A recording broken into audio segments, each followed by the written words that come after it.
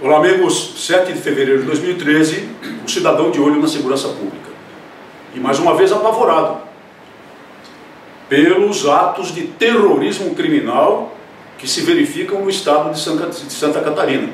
O novo levante do crime organizado ocorre no estado de Santa Catarina.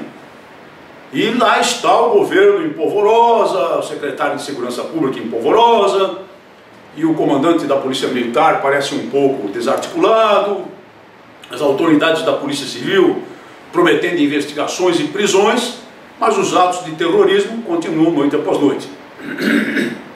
Eu gostaria, no entanto, de chamar a sua atenção, caro cidadão de olho na segurança pública, para um ponto que torna bastante diferente o levante criminal lá em Santa Catarina em relação àqueles que nós assistimos em São Paulo e particularmente em relação àquele que nós assistimos recentemente aqui no estado de São Paulo. Observe, por favor, que os atos de violência, os atos de terrorismo lá, visam a bens materiais e não buscam especificamente, não tem se caracterizado especificamente pela caça a agentes do Estado, pela caça a policiais militares, principalmente, policiais civis, agentes penitenciários, embora tenha havido um atentado, mas um atentado aparentemente calculado para não produzir muitos danos na residência de um diretor de presídio de um dos municípios de Santa Catarina. Por quê? Porque, meus amigos, o bandido sabe calcular, o bandido sabe perfeitamente o que lhe convém. E em São Paulo, depois do levante inicial, com a matança de policiais militares que houve, o troco veio. Veio o troco.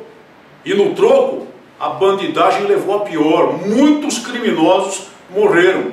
E agora alguns até gritam e se erguem aqui, como leões rampantes dos direitos humanos, a dizer que houve execuções extrajudiciais. Talvez tenha havido mesmo, porque chega um determinado momento em que as pessoas têm que defender a própria vida, e mesmo aquelas que detêm uma parcela de autoridade dos policiais.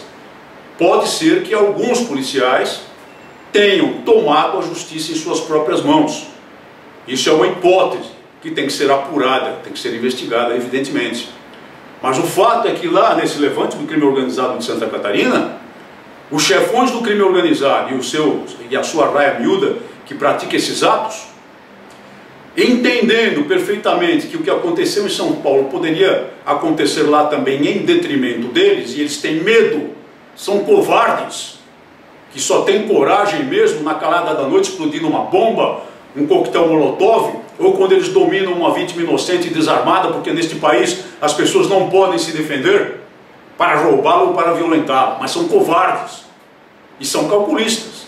Então eles têm praticado esses atos de uma forma, digamos assim, moderada até certo ponto, buscando atingir bens materiais, próprios policiais sim, viaturas policiais sim, mas não atingir propriamente os policiais e agentes do Estado, porque eles sabem que lá como aqui, a retaliação poderia vir. Então, o que nos informa isso? Isso nos informa que os bandidos não podem nos vencer, não podem vencer a sociedade, não podem vencer a força policial, são covardes. O crime, não se esqueçam, amigos, para essa gente é uma atividade rentável, é uma atividade econômica à margem da lei, uma atividade econômica contra a lei, uma atividade econômica ilegal, mas uma atividade econômica. Eles medem lucros e perdas. Não pensem que eles não meçam lucros e perdas, eles fazem isso metódica e sistematicamente. E eles calcularam até onde poderiam ir, lá em Santa Catarina, para evitar as retaliações letais contra eles. Assim sendo, é preciso compreender o que acontece lá para que a sociedade perceba de uma vez por todas que é perfeitamente possível vencer a guerra contra o crime, por mais organizado que ele seja, e parar o estado de Santa Catarina com o que agora já estamos a ver lá, a pedir socorro ao governo federal para permitir ao atual poder aparecer na mídia como um resolvedor de problemas de segurança pública, quando na verdade é que o Ministério da Justiça não tem nem sequer organização intrínseca para essa finalidade de atuação nos estados, e a única exceção de atuação a elogiar nessa área é a atuação da Polícia Federal naquilo que lhe compete. A Força Pública de Santa Catarina é bastante numerosa e forte, e com o apoio da sociedade ela deve e pode conter esse levante do crime organizado, metendo na cadeia todos os chefões, metendo na cadeia todos os executores. E evidentemente, aqueles criminosos que se atreverem a enfrentar a força pública à mão armada escolheram o seu próprio destino. Então o Estado de Santa Catarina não pode se curvar, não pode se acovardar. Põe a sua polícia na rua 24 horas por dia.